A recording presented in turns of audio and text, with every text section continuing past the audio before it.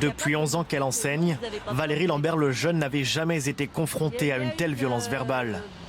Elle alerte aussitôt sa direction, mais se heurte à un mur du silence.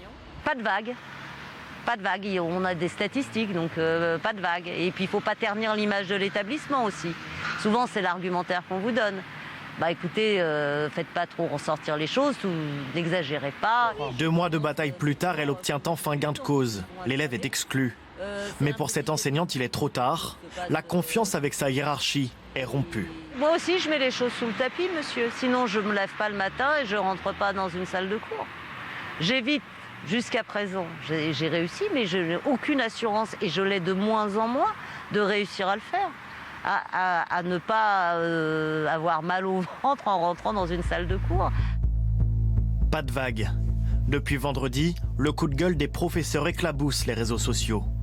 Sur Twitter, des milliers de témoignages d'enseignants qui dénoncent non seulement les comportements de certains élèves, mais surtout l'omerta instaurée par l'administration.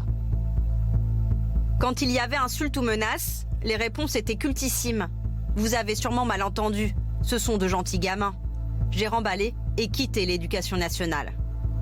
Un jour, un élève de 3e me pète les clignotants arrière de ma moto. Le chef d'établissement me demande de ne pas porter plainte et le collège remboursera la réparation. Ma collègue, insultée de sale pute par un élève et qui demande une sanction auprès du principal, réponse de ce dernier, « Oh, vous êtes susceptible aussi ». Ça s'arrête pas, là, oui. Il y en a toutes les minutes. Hein. Toutes les minutes. Toutes les minutes, vous avez des messages, pas de vague, pas de vague.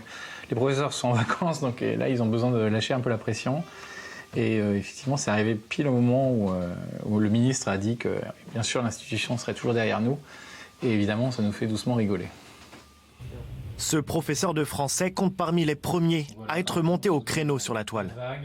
C'est un peu le principe de MeToo, quoi.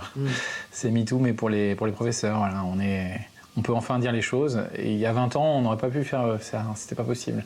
C'est vraiment un hashtag qui m'a un peu pris aux tripes parce que effectivement, ça a réveillé des choses en moi violentes. Moi, je fais partie des gens qui croient en l'école. Et justement, ce relativisme permanent, cette négation, ce déni de nos difficultés, c'est quelque chose dont on crève. Et là, justement, nous, on a envie de crever la bulle, quoi. On a envie que les gens comprennent. On a envie de le dire, on a envie que l'école change, parce qu'on y croit, hein. Il n'y a pas de problème. Moi, j'y crois toujours à l'école, hein, mais il va falloir qu'il y ait des choses qui changent. Un cri d'alerte lancé aujourd'hui au ministre de l'Éducation nationale. Depuis jeudi, déjà plus de 20 000 tweets ont été publiés.